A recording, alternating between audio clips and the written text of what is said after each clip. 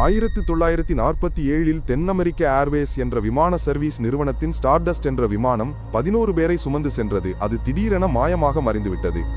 அர்ஜென்டினாவில் உள்ள Buenos airs நகரிலிருந்து சிலியில் உள்ள சாண்டியாகோ நகரை நோக்கி சென்று கொண்டிருந்தது அந்த விமானம். ஜூலை 29, 1947 அன்று கிளம்பிய இந்த விமானம் சாண்டியாகோ போய் சேரவில்லை.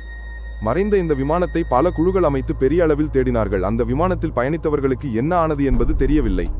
அந்த விமானத்தில் 6 பயணிகளும் விமான நிறுவனத்தைச் சேர்ந்த 5 ஊழியர்களும் இருந்தனர்.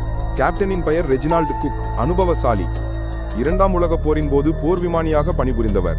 விமானம் பயணித்த காலகட்டத்தில் பெரும் புயல் எதுவும் வீசிவிடவில்லை. வானத்தில் மிதந்து வந்த பொருள் எதுவும் அதன் மீது மோதியதற்கான ஆதாரம் இல்லை.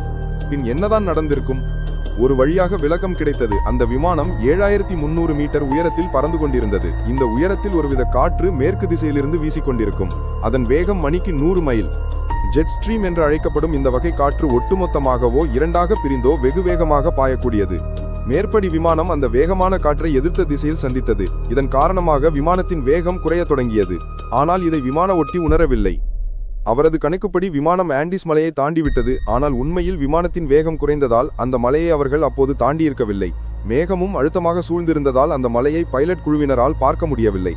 ஒரு கட்டத்தில் சாண்டியாகோ விமான நிலையத்தை நெருங்கிவிட்டதாக எண்ணிக்கொண்டு விமானத்தை விமான ஓட்டி இறக்க அது மலைப்பகுதியில் மோதியது. மிக வேகமாக மோதியதால் அந்த பகுதியின் பனிப்பகுதிகள் வெடித்துச் சிதறி அந்த விமானத்தை மூடிக்கொண்டன. 53 வருடங்களுக்கு பிறகு, அதாவது 2000ஆம் ஆண்டில் ஆண்டிஸ் மலைப்பகுதி ஒன்றுக்குள் அந்த விமானத்தின் பாகங்கள் வெளியே தெரிய தொடங்கின. அதாவது கடைசியாக அந்த விமானம் எங்கே காணப்பட்டதோ அங்கிருந்து சுமார் 30 மைல் தள்ளி.